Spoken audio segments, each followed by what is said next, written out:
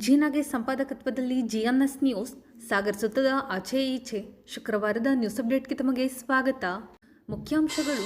ವಿಜಯನಗರ ಭಾಗದ ಭೀಮನಕೋಣೆ ರಸ್ತೆಯಲ್ಲಿ ಹೊಸ ಮದ್ಯದಂಗಡಿ ತೆರೆಯಲು ಸ್ಥಳೀಯರ ವಿರೋಧ. ಪ್ರತಿಭಟನೆಯಲ್ಲಿ ಒಟ್ಟಾದ ಕಾಂಗ್ರೆಸ್ ಮತ್ತು ಬಿಜೆಪಿ ಪ್ರಮುಖರು. ಶಾಸಕರ ಕಡೆ ಎಲ್ಲರ ಚಿತ್ತ. ಮದ್ಯದಂಗಡಿಗೆ ತೀವ್ರ ವಿರೋಧ ವ್ಯಕ್ತಪಡಿಸಿದ ಗಣೇಶ್ ಪ್ರಸಾದ್ ಮತ್ತು ರವಿ ಲಿಂಗನಮಕ್ಕಿ ಸ್ಥಳೀಯರು. ಮಾರ್ಚ್ 17ರಂದು ಶಿವಾಜಿ ಜಯಂತಿ ಮತ್ತು ಬೃಹತ್ ಶೋಭಾಯಾತ್ರೆ. ಚಕ್ರವರ್ತಿ ಸೂಲಿಬೆಲೆ ಅವರಿಂದ ಉಪನ್ಯಾಸ.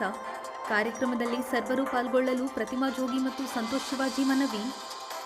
ಸಾಗರದಲ್ಲಿ ಸಂಭ್ರಮದ ಹೋಳಿ ಆಚರಣೆ. ಈಗ ಸುದ್ದಿಯ ವಿವರ. ಸಾಗರ ಪಟ್ಟಣದ ವಿಜಯನಗರ ಬಡಾವಣೆ ಸಮೀಪದ ಭೀಮನಕೋಣೆ ರಸ್ತೆಯಲ್ಲಿ ಹೊಸ ಮದ್ಯದಂಗಡಿ ತೆರೆಯಲು ಅವಕಾಶ ನೀಡಬಾರದು ಎಂದು ಒತ್ತಾಯಿಸಿ ಶುಕ್ರವಾರ ವಿಜಯನಗರ ನಾಗರಿಕ ವೇದಿಕೆ ವತಿಯಿಂದ ಮದ್ಯದಂಗಡಿ ಎದುರು ಪ್ರತಿಭಟನೆ ನಡೆಸಲಾಯಿತು. ಪ್ರತಿಭಟನೆ ಉದ್ದೇಶಿಸಿ ಮಾತನಾಡಿದ ನಗರಸಭಾ ಸದಸ್ಯ ಕೆಆರ್ ಗಣೇಶ್ ಪ್ರಸಾದ್, ರವಿ ಲಿಂಗನಮಕ್ಕಿ, ವಾರ್ಡ್ನ ನಾಗರಿಕರು ಒಂದು ತಿಳಿದು ಬಂದಿರತಕ್ಕಂಥ ಮಾಹಿತಿ ಬಹುಶಃ ಅಕ್ರಮ ಕಟ್ಟಡ ಅಂತ ನಾವು ಹೇಳ್ಬೋದಾಗಿದೆ. ಇಂತಹ ಅಕ್ರಮ ಕಟ್ಟಡದಲ್ಲಿ ಈ ರೀತಿ ಅಕ್ರಮವಾಗಿರ್ತಕ್ಕಂಥ ಹೆಂಡದ ಅಂಗಡಿಯನ್ನು ಓಪನ್ ಮಾಡ್ತಾ ಇರ್ತಾರೆ ಅಂದರೆ ಬಹುಶಃ ಇದನ್ನು ಯಾರಿಗೆ ನಾವು ಹೇಳಬೇಕು ಅಂತಕ್ಕಂಥ ಪರಿಸ್ಥಿತಿ ನಿರ್ಮಾಣ ಆಗಿದೆ. ಈ ವಿಷಯಕ್ಕೆ ಸಂಬಂಧಪಟ್ಟ ಹಾಗೆ ಇಡೀ ನಮ್ಮ ಏನು ನಾಗರಿಕರು ನೀವಿದ್ದೀರಿ, ನಿಮ್ಮ ಜೊತೆಗೆ ಸದಾ ನಾವು ಇರ್ತೇವೆ. ಒಂದನೇದಾಗಿ. ಎರಡನೇದಾಗಿ ಬಹುಶಃ ಮಾನ್ಯ ಶಾಸಕರಿಗೆ ನಮ್ಮ ರವಿ ಲಿಂಗನಮಕ್ಕಿ ಅವರ ಅಷ್ಟು ಆಪ್ತರು ಬೇರೆ ಯಾರೂ ಇಲ್ಲ ಅಂತ ತಿಳ್ಕೊಂಡಿದ್ದೀನಿ. ಬಹುಶಃ ಒಂದು ಮಾತನ್ನ ಹೇಳಿದ್ರೆ ಬಹುಶಃ ವಿತಿನ್ 24 hours ಈ ಒಂದು ಅಂಗಡಿ ಕ್ಲೋಸ್ ಆಗಿ ಆಗತ್ತೆ. ಅದನ್ನ ತಾವು ತಕ್ಷಣದಲ್ಲಿ ಮಾಡಬೇಕು. ಯಾಕಂದ್ರೆ ಶಾಸಕರು ಬಹುಶಃ ಈ ಮಾಹಿತಿ ಇದೆಯಲ್ಲ ನನಗೆ ಗೊತ್ತಿಲ್ಲ. ಶಾಸಕರಿಗೆ ಈ ರೀತಿಯ ಸಂಗತಿಗಳನ್ನ ಗಮನಕ್ಕೆ ತರಬೇಕು ಅಂತ ಅಂದ್ರೆ ಅವರಿಗೆ ಹತ್ರ ಇರ್ತಕ್ಕಂಥವ್ರು, ಅವರಿಗೆ ಆಪ್ತರಾಗಿರ್ತಕ್ಕಂಥವ್ರು ಹೇಳಿದ್ರೆ ಕನ್ವಿನ್ಸ್ ಆಗಲಿಕ್ಕೆ ಸಾಧ್ಯ ಆಗಿರುತ್ತೆ. ಯಾಕೆಂದ್ರೆ ಈ ರೀತಿ ಅಂಗಡಿ ಮಾಡಬೇಕಿದೆ ಬೇಕಾದಷ್ಟು ಪ್ರೊಸೀಜರ್ ಇದೆ. ಅದು ಅಬಕಾರಿ ಲೈಸೆನ್ಸ್ ಆಗಬೇಕು, ಅಬಕಾರಿ ಇಲಾಖೆ ಮೂಲಕ ಆಗಬೇಕು, ಇವೆಲ್ಲವೂ ಇದೆ. ಇದನ್ನು ಮಾಡ್ಕೊಂಡು ಅವ್ರು ಮಾಡಿದಾರ ಇಲ್ಲ ಹೇಳ್ತಕ್ಕಂಥದ್ದು ನೀವು ತಿಳಿದ್ರೆ ಗೊತ್ತಾಗತ್ತೆ. ಅದನ್ನು ಮಾನ್ಯ ಶಾಸಕರಿಗೆ ಗಮನ ತರಲಿಕ್ಕೆ ಬಹಳ ಸೂಕ್ತವಾಗಿರ್ತಕ್ಕಂಥ ವ್ಯಕ್ತಿಗಳು ಇದೇ ಭಾಗದಲ್ಲಿರ್ತಕ್ಕಂಥವ್ರಾಗಿರೋದ್ರಿಂದಾಗಿ ಅದನ್ನು ತಕ್ಷಣದಲ್ಲಿ ತಾವು ಮಾಡಿದ್ರೆ ಈ ಅಂಗಡಿ ತೆರವಾಗುತ್ತೆ, 100ಕ್ಕೆ 100 ತೆರವಾಗುತ್ತೆ. ಬಹುಶಃ ಇವತ್ತೇನು ಕ್ಲೋಸ್ ಆಗಿದೆ, ಹೋಳಿ ಅಂಗಡಿ, ಹೋಳಿ ಹುಣ್ಣಿಮೆ ಅಂತ ಹೇಳ್ತಕ್ಕಂಥ ನಿಟ್ಟಲ್ಲಿ ಕ್ಲೋಸ್ ಆಗಿದೆ. ಈ ಕ್ಲೋಸ್ ಆಗಿರ್ತಕ್ಕಂಥದ್ದು ನಾಳೆನೂ ಕೂಡ ಓಪನ್ ಆಗಲೇಬಾರ್ದು, ಕಾಯಮ್ಮ ಕ್ಲೋಸ್ ಆಗಬೇಕು. ಇದು ಇಡೀ ನಮ್ಮ ವಿಜಯನಗರ, ರಾಮನಗರ ಈ ಭಾಗದ ಎಲ್ಲರ ಒಂದು ಬೇಡಿಕೆ ಇದೆ. ಅದನ್ನ ಮಾನ್ಯ ಶಾಸಕರು, ಯಾಕಂದ್ರೆ ಇಡೀ ಕ್ಷೇತ್ರವನ್ನು ಆಳ್ತಾ ಇರ್ತಕ್ಕಂಥವ್ರು, ಅವರ ಒಂದು ಇದರ ಮೂಲಕ, ಅವರ ಒಂದು ಮುನ್ನುಡಿಯ ಮೂಲಕ ಈ ಒಂದು ಅಂಗಡಿ ಬಂದಾಗಬೇಕು. ಅದಕ್ಕೆ ಈ ರೀತಿಯ ಸಹಕಾರವನ್ನು ಕೊಡಬೇಕು. ದೊಡ್ಡ ಮಟ್ಟದ ಆಕ್ರೋಶ ಇಡೀ ಜನಮಾನಸದಲ್ಲಿದೆ. ಬಹುಶಃ ಈ ಹಿಂದೆ ಇಲ್ಲಿ ಏನೋ ಓಪನ್ ಆಗತ್ತೆ ಅಂತ ಹೇಳ್ತಾ ಇದ್ರು. ಆ ಸಂದರ್ಭದಲ್ಲಿ ಮಾನ್ಯ ಹಾಲತ್ನವರಿಗೆ ನಾವು ಆಪ್ತರಿದ್ವಿ. ಆ ಸಂದರ್ಭದಲ್ಲಿ ಅವ್ರಿಗೆ ಗಮನಕ್ಕೆ ತಂದಿದ್ವಿ. ವಿತಿನ್ 24 hours ಅದನ್ನು ಕ್ಲೋಸ್ ಮಾಡ್ತೀವಿ. ಅದೇ ರೀತಿಯಲ್ಲಿ ತಾವುಗಳು ಕೂಡ ಇದಕ್ಕೆ ಸಹಕಾರ ಕೊಡಬೇಕು. ಮತ್ತು ಇಡೀ ವಿಜಯನಗರದ ಮತ್ತು ರಾಮನಗರದ ಈ ಭಾಗದ ಎಲ್ಲರ ಒಂದು ನಿವಾಸಿಗಳ ಒಂದು ಮನವಿಯಾಗಿದೆ, ಗಾಂಧಿನಗರದ ಮನವಿಯಾಗಿದೆ. ಇದನ್ನು ತಾವೆಲ್ಲರೂ ಕೂಡ ಈ ನಿಟ್ಟಲ್ಲಿ ಮುಂದುವರಿಬೇಕು ಅಂತಕ್ಕಂಥ ಮಾತನ್ನು ಹೇಳಿ ನಮ್ಮ ಕಡೆಯಿಂದ ನಿಮಗೆ ಸಂಪೂರ್ಣವಾಗಿರ್ತಕ್ಕಂಥ ಬೆಂಬಲ ಬೇಡ್ರೆ ಈ ವಿಷಯಕ್ಕಿದೆ. 24 hours.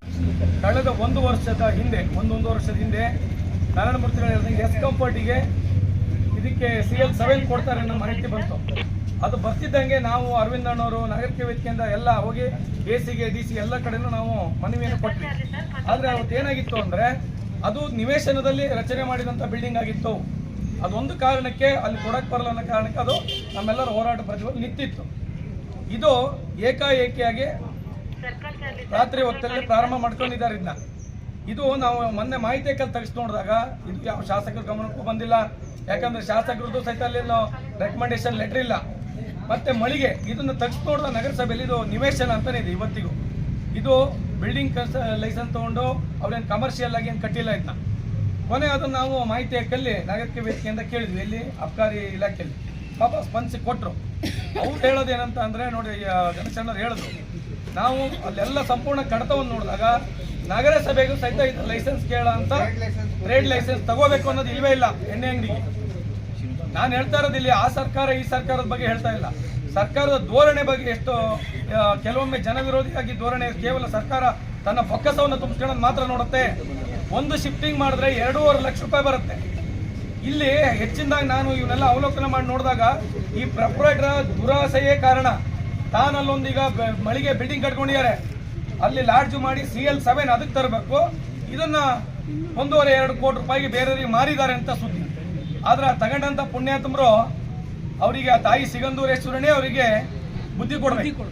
ಯಾಕೆ ಅಂತ ಅಂದ್ರೆ ಅಷ್ಟೆಲ್ಲ ಇನ್ವೆಸ್ಟ್ಮೆಂಟ್ ಮಾಡಿ ತಗೊಳ್ಳೋಂಥವ್ರು ಒಂದು ಒಳ್ಳೆ ಶಾಲೆನೋ ಒಂದು ಒಳ್ಳೆ ಆಸ್ಪತ್ರೆನ ಕಟ್ಟಲಿ, ಬಡವರಿಗೆ ಬಗ್ಗರಿಗೆ ಜನ ಕಡಿಮೆ ಅಮೌಂಟ್ ಸಿಗೋಂಥದ್ದು. ಈಗ ಸರಾಯಿ ಅಂಗಡಿಗಳು ಆಗಿದಾವೆ, ಇಲ್ಲ ಅಂತಿಲ್ಲ, ಅದು ಆದಲ್ಲಿ ನಡೀತಾ ಇದೆ. ಆದರೆ ಇಂಥ ಸುಸಜ್ಜಿತವಾದಂಥ ಇಡೀ ಇವತ್ತು ಸಾಗರ ನಗರಸಭೆ ವ್ಯಾಪ್ತಿಯಲ್ಲಿ ವಿಜಯನಗರ ಅಂದ್ರೆ ಅದೊಂಥರ ಒಂದು ಡಾಲರ್ಸ್ ಕಾಲೋನಿ ಇಲ್ಲಿ, ಅದಂದ್ರೆ ಭಾರಿ ಶ್ರೀಮಂತರಿದ್ದಾರೆ ಅನ್ನೋ ಉದ್ದೇಶ ಹೇಳ್ತಾ ಇಲ್ಲ. ಅಲ್ಲಿ ಶಾಂತತೆಯಿಂದ ರಿಟೈರ್ಡ್ ಪೀಪಲ್ಸ್ಗಳು, ಸಜ್ಜನರು ಎಲ್ಲರೂ ವಾಸ ಮಾಡಿ ಭಾರಿ ಇಲ್ಲಿ ಎಲ್ಲ ವಾರ್ಡ್ಗಳಿಂದ ಇಲ್ಲಿ ವಾಕಿಂಗ್ ಬರ್ತಾರೆ. ಇದು ನಿಮಗೆ ನನಗೆ ಗೊತ್ತಿದ್ದಂಗೆ ಇದು ಶಾಸಕರ ಗಮನಕ್ಕೂ ಬಂದಿಲ್ಲ, ಯಾರ ಗಮನಕ್ಕೂ ತರದೆ ಶಿವಮೊಗ್ಗದಲ್ಲಿರುವಂಥ ಅಬಕಾರಿ DC ಅವರ ಹುನ್ನಾರದಿಂದ ಆಗಿದೆ ಇದನ್ನ ನಾವು ಮನವಿ ಮಾಡ್ತಾ ಇರೋದು ಏನಂದ್ರೆ ಸರ್ಕಾರದ ಬೊಕ್ಕಸಿಗೆ ಬರ್ಬೇಕು ಹೌದು, ಆದ್ರೆ ಜನಗಳಿಗೆ ಶಾಂತಿ ಅಶಾಂತಿ ಅವ್ರ ನೆಮ್ಮದಿಯನ್ನು ಕಿತ್ಕೊಂಡು ಸರ್ಕಾರದ ಬೊಕ್ಕಸೆ ದುಡ್ಡಾಗಬೇಕು ಅಂದ್ರೆ ಇದು ಯಾವುದೇ ಸರ್ಕಾರ ಇದ್ರೂ ನಾವು ಅದನ್ನ ಕಡಾಖಂಡಿತವಾಗಿ ಖಂಡಿಸ್ತೀವಿ. ಮತ್ತೆ ಮುಂದಿನ ದಿನಗಳಲ್ಲಿ ದಯಮಾಡಿ ನಾವು ಹೇಳೋದೇನೆಂದ್ರೆ ಶಾಸಕರು ಸಹಿತ ಭರವಸೆ ಕೊಟ್ಟಿದ್ದಾರೆ, ಮಾತಾಡಿದ್ವಿ, ಇಂಥ ಜನ ನಿವಾಸಿ ಬಡಾವಣೆಗಳಲ್ಲಿ ಆಗತ್ತೆ ಅಂದ್ರೆ ನಾನು ಅದು ಒಪ್ಪಿಗೆ. ಯಾಕಂದ್ರೆ ಶಾಸಕರು ಸಹಿತ ಇದೇ ಬಡಾವಣೆಯ ನಿವಾಸಿಗಳು, ಅವರು ಗಾಂಧಿನಗರದಲ್ಲಿ ಇಲ್ಲೇ ಮನೆಯಲ್ಲಿದ್ದಾರೆ, ಹೇಳಿದ್ದಾರೆ, ಮಾತು ಕೊಟ್ಟಿದ್ದಾರೆ, ಇಲ್ಲ ನಾವು ಆದಷ್ಟು ಇದನ್ನು ನಾನು ಮಾಡೇ ಮಾಡ್ತೀನಿ, ನಿಮ್ಮ ಹೋರಾಟದ ಜೊತೆ ನಾನು ಇದ್ದೀನಿ ಅಂತ ಹೇಳಿದ್ದಾರೆ. ಹಾಗಾಗಿ ನಾನು ಮತ್ತೊಮ್ಮೆ ಹೇಳೋದೇನೆಂದ್ರೆ ಇಂಥ ಬಂಡವಾಳಶಾಹಿಗಳು ಅವರಿಗೆ ತಾಯಿ ಸಿಗಂದೂರೇಶ್ವರಿ ಮತ್ತೊಮ್ಮೆ ಬುದ್ಧಿ ಕರುಣಿಸಿ. ಬಡಾವಣೆಯಲ್ಲಿ ಎಣ್ಣೆ ಅಂಗಡಿ ಬೇಡವೇ ಬೇಡ. ಇಲ್ಲಿ ಎಣ್ಣೆ ಅಂಗಡಿ ಆದರೆ ಇಲ್ಲಿ ಓಡಾಡುವ ಹಿರಿಯ ನಾಗರಿಕರಿಗೆ ಬಹಳ ತೊಂದರೆ ಆಗ್ತದೆ. ಇಲ್ಲಿ ಮಹಿಳೆಯರು ಬಹಳ ಜನ ಎಲ್ಲ ಓಡಾಡ್ತಾ ಇರ್ತಾರೆ, ಇಲ್ಲಿ ಅವರಿಗೆ ಬಹಳ ತೊಂದರೆ ಆಗ್ತದೆ. ಆದ್ರಿಂದ ಇಲ್ಲಿ ಹೆಂಡದ ಅಂಗಡಿಯಾಗ ಅವಕಾಶವನ್ನು ಕೊಡ್ಲೇಬಾರ್ದು. ಇಲ್ಲಿ ಕೊಟ್ಟಿರೋ ಲೈಸೆನ್ಸ್ ಅನ್ನ ವಾಪಸ್ ತಗೊಂಡ್ಬಿಟ್ಟು ಇಲ್ಲಿಯ ಜನರಿಗೆ ಮುಕ್ತವಾಗಿ ಓಡಾಡ್ಲಿಕ್ಕೆ ಅವಕಾಶ ಮಾಡಿಕೊಡ್ಬೇಕಂತ ಇಲ್ಲಿ ನಮ್ದು ಪಕ್ಕದ ಮನೆ ಇರೋದ್ರಿಂದ ಈ ಎಣ್ಣೆದ ಅಂಗಡಿಯನ್ನ ಆದಷ್ಟು ಬೇಗ ಬಂದ್ ಮಾಡ್ಬೇಕು. ಯಾಕಂದ್ರೆ ಇಲ್ಲಿ ಬಂದು ಎಣ್ಣೆ ಕುಡಿತಾರೆ, ಆಮೇಲೆ ಇಲ್ಲೇ ಉಚ್ಚೆ ಇದು ಇಲ್ಲೇ ವಾಂತಿ ಮಾಡೋದು ಎಲ್ಲ ತುಂಬಾ ನಮಗೆಲ್ಲ ತುಂಬಾ ತೊಂದರೆ ಆಗಿದೆ. ದಯಮಾಡಿ ಎಲ್ಲರಿಗೂ ಮನವಿ ಮಾಡ್ಕೊಳ್ತೀವಿ, ಇದನ್ನು ಆದಷ್ಟು ಬೇಗ. ವಿಜಯನಗರ ಗಾಂಧಿನಗರ ಬಡಾವಣೆ ಅನ್ನೋದು ಸಾಗರದಲ್ಲಿ ಪ್ರತಿಷ್ಠಿತ ಬಡಾವಣೆ. ಇಲ್ಲೊಳ್ಳೆ ರಿಟೈರ್ಡ್ ಆದವರು ಒಳ್ಳೊಳ್ಳೆ ಜನಗಳೇ ಇಲ್ಲಿ ಇದ್ದಾರೆ. ಹತ್ರದಲ್ಲಿ AC ಕ್ವಾರ್ಟರ್ಸ್ ಇದೆ, ಜೆಡ್ ಗೆಸ್ಟ್ ಹೌಸ್ ಇದೆ, ಎಲ್ಲದೂ ಇದೆ. ಮತ್ತೆ ಮೇನ್ ರೋಡ್ ಬೇರೆ, ಇದು ಹಳ್ಳಿ ಕನೆಕ್ಟ್ ಆಗ್ತಾ ಇದೆ. ಇಲ್ಲಿ ಸಾಗರಕ್ಕೆ ಹತ್ರದಲ್ಲಿ ತುಂಬಾ ಹಳ್ಳಿಗಳು ಬೇರೆ ಇದೆ. ಈ ಊರೊಂದೇ ಹಾಳಾಗದಲ್ಲದೆ ಹಳ್ಳಿಗಳನ್ನು ಹಾಳು ಮಾಡ್ತಾರೆ ಇದು ಓಪನ್ ಮಾಡಿ. ಹಾಗಾಗಿ ಇಲ್ಲಿ ಬಾರ್ ಅಂಡ್ ರೆಸ್ಟೋರೆಂಟ್ ಓಪನ್ ಆಗ್ಬಾರ್ದು. ಮತ್ತೆ ಪಕ್ಕದಲ್ಲೇ ಮನೆ ಇದೆ, ಅವರಿಗೂ ಗೊತ್ತಿಲ್ದಿದ್ದಂಗೆ ಓಪನ್ ಮಾಡಿದ್ದಾರೆ. ಅವ್ರಿಗೆ ದಿನ ರಾತ್ರಿ ಬೆಳಗ್ಗೆ ತೊಂದರೆ ಆಗ್ತಾ ಇದೆ ಅವರಿಗೆ. ನೀವು ಅವ್ರನ್ನ ಕೇಳಿ, ಅವ್ರ ಮನೆಯವ್ರು ಇದ್ದಾರೆ ಇಲ್ಲಿ, ಅವ್ರನ್ನ ಕೇಳಿ, ಅವ್ರ ನೋವು ಹೇಳ್ತಾರೆ. ದಯಮಾಡಿ ಇಲ್ಲಿ ಇದನ್ನ ಕ್ಯಾನ್ಸಲ್ ಮಾಡಿಸಿ. ನಾಗರಿಕರ ನೋವುಗಳನ್ನ ಸರ್ಕಾರ, ಶಾಸಕರು, ಇಲಾಖೆಗಳು. ಈ ಸಂದರ್ಭದಲ್ಲಿ ನಗರಸಭಾ ಸದಸ್ಯರಾದ ಆರ್ ಶ್ರೀನಿವಾಸ್, ಅರವಿಂದ್ ರಾಯ್ಕರ್, ಪ್ರಮುಖರಾದ ನಾರಾಯಣಮೂರ್ತಿ ಕಾನ್ಗೋಡ್, ಶಶಿಕಾಂತ್, ಸತೀಶ್ ಕೆ, ಪರಶುರಾಮ್, ವೈ ಮೋಹನ್, ಸತ್ಯನಾರಾಯಣ್, ಶ್ರೀನಾಥ್, ಶ್ರೀಧರ್ ಮೂರ್ತಿ ಇನ್ನಿತರರು ಹಾಜರಿದ್ದರು. ಮಾರ್ಚ್ 17ರಂದು ಸಂಜೆ 5ಕ್ಕೆ ಗಾಂಧಿ ಮೈದಾನದಲ್ಲಿ ಛತ್ರಪತಿ ಶಿವಾಜಿ ಮಹಾರಾಜರ 395ನೇ ಜಯಂತ್ಯೋತ್ಸವ ಹಮ್ಮಿಕೊಳ್ಳಲಾಗಿದೆ ಎಂದು ವಿಶ್ವ ಹಿಂದೂ ಪರಿಷತ್ ಜಿಲ್ಲಾಧ್ಯಕ್ಷೆ ಪ್ರತಿಮಾ ಜೋಗಿ ತಿಳಿಸಿದರು. ಶುಕ್ರವಾರ ಸುದ್ದಿಗೋಷ್ಠಿಯಲ್ಲಿ ಮಾತನಾಡಿದ ಅವರು, ಪ್ರತಿ ವರ್ಷದಂತೆ ಈ ವರ್ಷವೂ ಕೂಡ ಸಾಗರದಲ್ಲಿ ವಿಶೇಷವಾಗಿ ಹಿಂದೂ ಸಾಮ್ರಾಜ್ಯೋತ್ಸವ ಶಿವಾಜಿ ಜಯಂತಿಯ ಅಂಗವಾಗಿ 395ನೇ ಶಿವಾಜಿ ಜಯಂತಿ ಅಂಗವಾಗಿ ಪ್ರತಿ ವರ್ಷದಂತೆ ಈ ವರ್ಷವೂ ಕೂಡ ಹಿಂದೂ ಸಾಮ್ರಾಜ್ಯೋತ್ಸವ ಅದ್ದೂರಿಯಾಗಿ ಹಮ್ಮಿಕೊಂಡಿದ್ದೀವಿ. ಬೃಹತ್ ಶೋಭಾಯಾತ್ರೆ ಇರುತ್ತೆ. ಶೋಭಾಯಾತ್ರೆಯಲ್ಲಿ ಅನೇಕ ಕಲಾ ತಂಡಗಳಿರುತ್ತೆ. ಅದ್ರ ಜೊತೆಯಲ್ಲಿ ವೇದಿಕೆ ಕಾರ್ಯಕ್ರಮ ಸಂಜೆ 5 ಗಂಟೆಗೆ ವೇದಿಕೆ ಕಾರ್ಯಕ್ರಮ ಗಾಂಧಿ ಮಂದಿರದಲ್ಲಿ ಇರುತ್ತೆ. ವೇದಿಕೆ ಕಾರ್ಯಕ್ರಮಕ್ಕೆ ಚಕ್ರವರ್ತಿ ಸುಲಿಬೆಲೆ ಅವರು ವಿಶೇಷ ಭಾಷಣಕಾರರಾಗಿ ಬರ್ತಾ ಇದ್ದಾರೆ. ರಾಷ್ಟ್ರೀಯವಾದಿಗಳು, ಚಿಂತಕರು.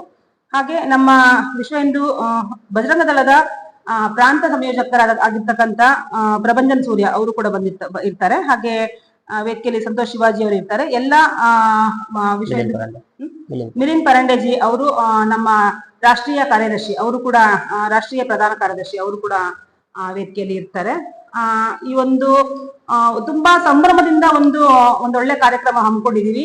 ಪ್ರತಿ ವರ್ಷದ ಈ ವರ್ಷವೂ ಕೂಡ ಎಲ್ಲರೂ ಕೂಡ ಸಾಗರದ ಜನತೆ ನಮ್ಗೆ ಸಹಕರಿಸಬೇಕು ಅಂತ ಕೇಳ್ತೀನಿ. ಈ ಸರಿ ನಾವು ವಿಶೇಷವಾಗಿ ನಾವು ಕೇಳ್ಕೊಳ್ತಾ ಇರೋದು ಯುವ ಪೀಳಿಗೆ ಹಾಗೆ ಕಾಲೇಜು ವಿದ್ಯಾರ್ಥಿನಿಯರು ಕಾಲೇಜಲ್ಲಿ ಇವಾಗ ರಜೆ ಇರೋದ್ರಿಂದ ಸಂಜೆ 5 ಗಂಟೆಗೆಲ್ಲ ಫ್ರೀ ಮಾಡ್ಕೊಂಡು ನಮ್ಮ ವೇದಿಕೆ ಕಾರ್ಯಕ್ರಮದಲ್ಲಿ ಕೂತು ವೇದಿಕೆಯಲ್ಲಿ ನಾವು ಏನು ಭಾಷಣಕಾರನ ಕರೆಸಿರ್ತೀವಿ ಅವರ ಒಂದು ಮಾತುಗಳನ್ನ ಕೇಳಬೇಕು ಅಂತ ನಾನು ಕೇಳ್ಕೊತಾ ಇದ್ದೀನಿ. ಹಾಗೆ ಹೆಚ್ಚಿನ ಸಂಖ್ಯೆಯಲ್ಲಿ ಪೋಷಕರು ಬರಬೇಕು, ಮಾತೆಯರು ಹೆಚ್ಚಿನ ಸಂಖ್ಯೆಯಲ್ಲಿ ಕಾರ್ಯಕ್ರಮದಲ್ಲಿ ಸೇರ್ಬೇಕು ಅಂತ ಕೇಳ್ಕೊತೀನಿ. ಯಾಕಂದ್ರೆ ಶಿವಾಜಿ ಮಹಾರಾಜರ ಒಂದು ಆದರ್ಶಗಳೇನಿದೆ ಅದು ಬರೀ ನಮ್ಮ ಶೋಭಾಯಾತ್ರೆಗೆ ಸೀಮಿತವಾಗಬಾರ್ದು. ನಮ್ಮ 3 ಗಂಟೆಯಿಂದ ಶುರು ಮಾಡ್ತೀವಿ, 5 ಗಂಟೆ ತನಕ ಏನು ಶೋಭಾಯಾತ್ರೆ ಮಾಡ್ತೀವಿ, ಆ ಶೋಭಾಯಾತ್ರೆಗೆ ಸೀಮಿತವಾಗದೆ ಯುವ ಪೀಳಿಗೆ ಅವರ ಆದರ್ಶಗಳನ್ನ ಮುಂದಿನ ಜೀವನದಲ್ಲಿ ಅಳವಡಿಸ್ಕೊಂಡು ಹೋಗ್ಬೇಕು ಅಂತ ನಾನು ಕೇಳ್ಕೊತೀನಿ. ಹಾಗಾಗಿ ಹೆಚ್ಚಿನ ಸಂಖ್ಯೆಯಲ್ಲಿ ಸಾಗರದ ಜನತೆ ಸಹಕರಿಸಬೇಕು. ಹಾಗೆ ಗ್ರಾಮಾಂತರ ಭಾಗದಿಂದ ಹೆಚ್ಚಿನ ಜನ ಬರಬೇಕು.